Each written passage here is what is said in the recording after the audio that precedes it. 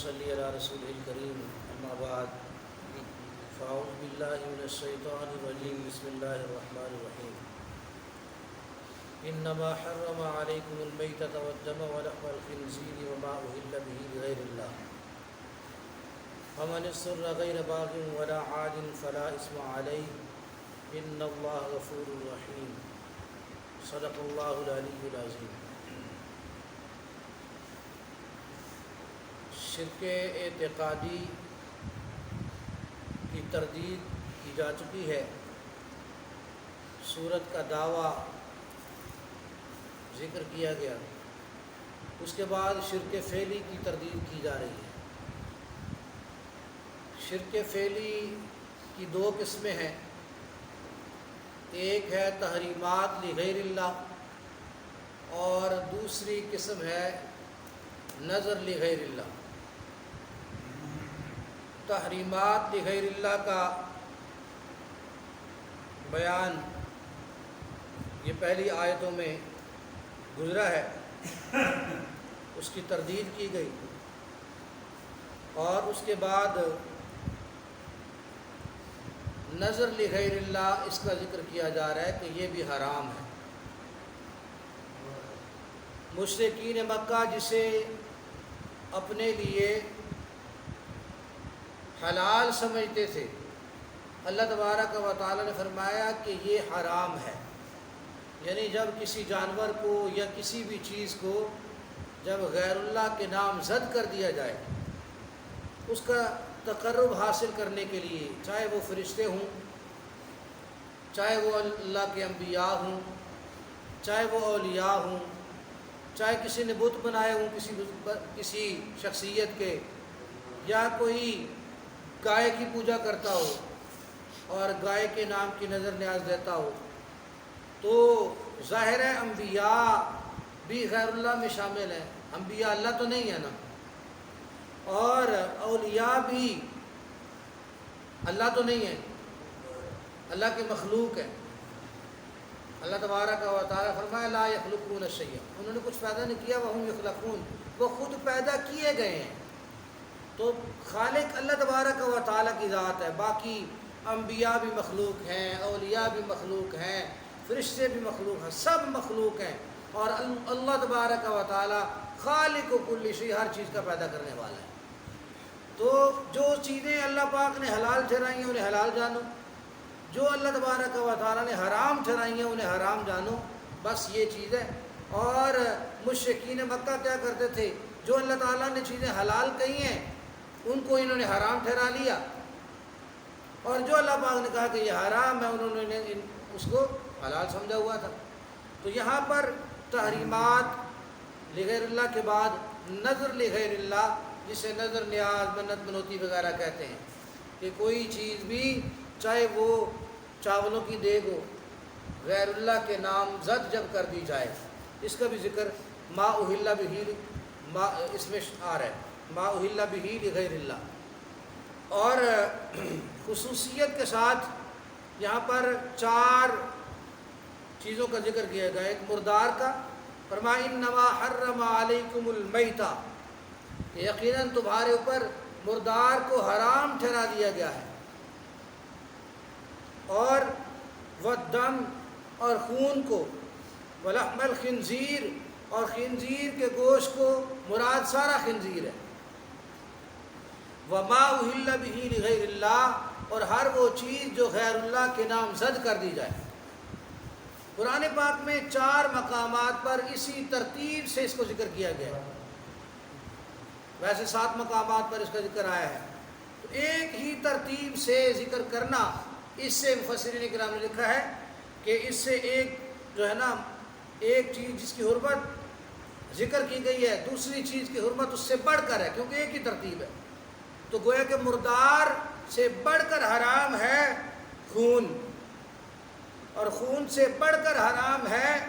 خنزیر، اور خنزیر سے بڑھ کر حرام ہے ما اہل بہ لغیر اللہ، ہر وہ چیز جو غیر اللہ کے نام زد کر دی جائے، جسے غیر اللہ کے نام کی نظر نیاز کے طور پر دیا جائے، وہ حرام ہے۔ اور یہ سورۃ البقرہ کی آیت نمبر 173 ہے، دوسرا پارہ ہے۔ اللہ تبارک و تعالی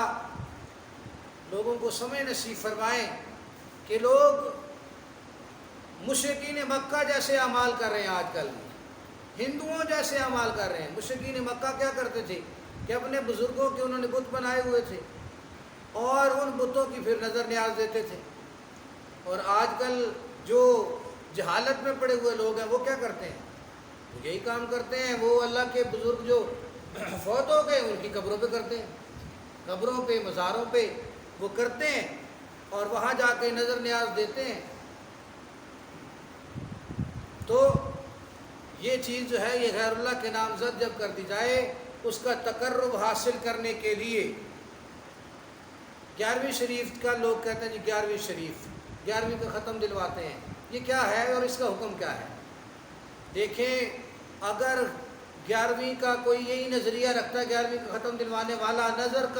نظر نیاز کا عقیدہ رکھتا ہے، نظر نیاز کے بارے میں تفصیل یہ ہے کہ اس کا یہ عقیدہ ہے کہ حضرت شیخ عبد القادر جیلانی رحمۃ اللہ علیہ میرے حال کو جانتے ہیں اور انہیں یہ طاقت حاصل ہے کہ مجھے نفع دیں اور مجھے نقصان سے بچا لیں، چھڑا لیں،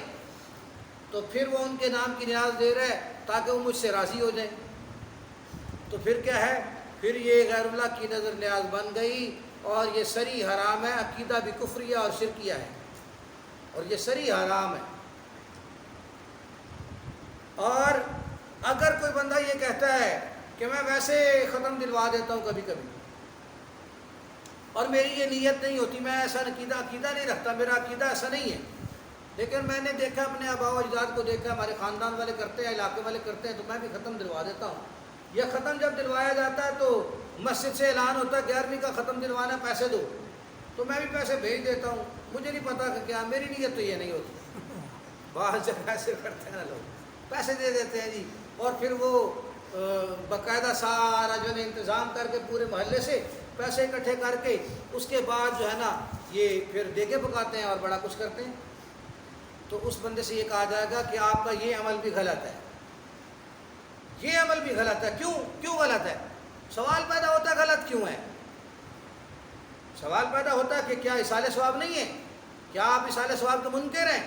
تو جواب یہ ہے کہ ہم ایصال ثواب کے منکر نہیں ہیں۔ اہل السنہ والجماعہ ایصال ثواب کے قائل ہیں، اور ایصال ثواب اس طرح سے کہ آپ صدقہ کر دیں، خیرات کر دیں، اللہ کے رستے پہ دے دیں، اور بہتر یہ ہے کہ دائیں ہاتھ سے دیں، بائیں کو پتہ نہ چلے، اور پھر اس کے بعد دن کو مخصوص نہ کریں۔ جیسے نبی علیہ السلام نے فرمایا نا کہ کوئی شخص جمعے والے لا تختصوا یوم الجمعہ بصوم، کہ جمعے والے دن روزے کو خاص کرنا، کہ روزے کے لیے جمعے والے دن کو خاص کرنا، فرمایا جیسے یہ درست نہیں ہے، اسی طریقے سے اپنی طرف سے دن بنانا، کسی کے لیے عرس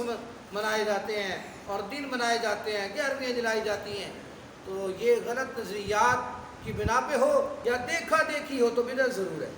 یہ طریقہ درست نہیں ہے۔ ایصال ثواب جیسے ہے، جیسے سنت سے ثابت ہے، جیسے صحابہ نے ایصال ثواب کیا، جیسے نبی علیہ السلام نے سکھایا، جیسے ساری امت جو ہے وہ کئی صدیوں سے کرتی چلی آ رہی ہے، تو اس لیے اسی طریقے کو اپنایا جائے گا ایصال ثواب کے لیے، اور ایصال ثواب جو ہے وہ بالکل درست ہے اور جائز ہے ایمان والوں کے لیے، سب ایمان والوں کے لیے درست ہے۔ دعائیں آتی ہیں باقاعدہ، ایمان والوں کے لیے دعائیں کی گئی ہیں،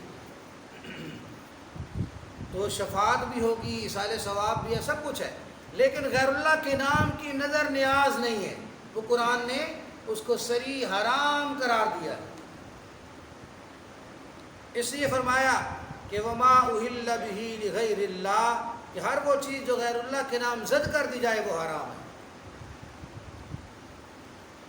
اور نبی علیہ السلام اور اللہ تبارک و تعالیٰ نے اس کے لیے آگے اضطراری جو حالت ہے اس کے بارے میں بیان فرما دیا، فرمایا فمن اضطر غیر باغ ولا عاد فلا اثم علیہ، کہ جو شخص انتہائی مجبور ہو اور وہ ضرورت سے زائد کھانے والا نہ ہو اور لذت لے کر کھانے والا نہ ہو، نہ لذت لے کر کھانے والا ہو، نہ ضرورت سے بڑھ کر کھانے والا ہو، بوقت ضرورت لے ایک دو لقمے، فلا اسم علیہ، اس پر کوئی گناہ نہیں۔ تو یہ بتا دیا کہ اللہ پاک نے اس کے لیے چھوٹ دے دی۔ فرمایا گیا کہ گناہ نہیں ہے، مطلب یہ کہ وہ حرام حلال نہیں ہو گیا لیکن اس کو گناہ نہیں ہوگا۔ ان اللہ غفور الرحیم، بے شک اللہ پاک بہت بڑا بخشنے والا، بڑا رحم کرنے والا، بڑا مہربان۔ تو یہ ایسی حالت ہے جس کو اضطراری حالت کہا جاتا ہے۔ اضطراری حالت کے احکامات علیحدہ ہوتے ہیں، جیسے کوئی چیز جو ہے نا یہ حرام ہے اور لوگ کہہ رہے ہیں، ڈاکٹر ساری دنیا کے ڈاکٹر جو ہے نا وہ اس پہ اتفاق کر چکے ہیں کہ اس کا علاج جو ہے نا، اس بیماری کا علاج حرام چیز میں ہے، مثلا حرام چیز میں اس کا علاج ہے۔ تو فقہا کیا کہتے ہیں؟ فقہا نے یہ مسئلہ لکھا ہے، پہلے فقہا نے اس پر یہ لکھا تھا کہ کسی حرام چیز میں شفا نہیں ہے۔ حدیث پاک میں آتا ہے کہ مومن کے لیے حرام چیز میں شفا نہیں ہے، اس لیے حرام چیز کو استعمال کرنا وہ جائز نہیں ہے۔ اور اس میں وہ قبیلہ ارینا والے لوگ تھے، وہ مرتد ہو گئے تھے، پہلے آئے نبی علیہ السلام کے پاس اور آ کر انہوں نے یہ کہا کہ یا رسول اللہ، ہمارے پیٹ جو ہیں وہ پھولے ہوئے ہیں اور اب آب و ہوا یہاں کی اچھی نہیں لگی، تو ہمیں جو ہے نا وہ کچھ بتائیے۔ آپ نے فرمایا اشربوا من البانیہا، کہ یہ جو ہے نا اونٹنیاں، ان کے وہاں چلے جاؤ اور اونٹنیوں کا دودھ پیو۔ وشربوا من البانیہا وابوالیہا، انہوں نے اونٹنیوں کا دودھ بھی پیا اور اونٹنیوں کا پیشاب بھی پیا۔ تو بعض اس میں پھر بڑا اختلاف ہے، علماء بعض یہ لکھتے ہیں کہ نبی علیہ السلام نے فرمایا تھا کہ اشربوا من البانیہا وابوالیہا، اور روایات میں بھی پھر الفاظ اس طرح کے آ چکے ہیں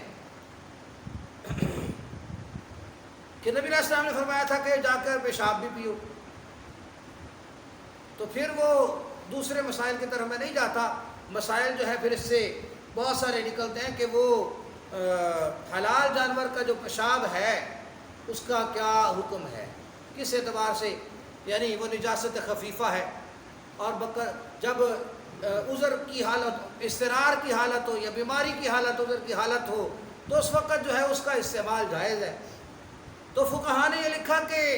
استعمال کی گنجائش نہیں ہے۔ نبی علیہ الصلوۃ والتسلیم نے یہ فرمایا تھا کہ جا کر دودھ پیو، فشربوا،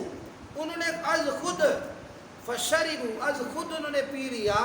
من البانیہا وابوالیہا، دودھ بھی انہوں نے خود پیا، پیشاب بھی انہوں نے خود سے پیا۔ اور پھر وہ مرتد بھی ہو گئے تھے، انہوں نے سلائیاں ماری تھی، وہ جو چرواہا تھا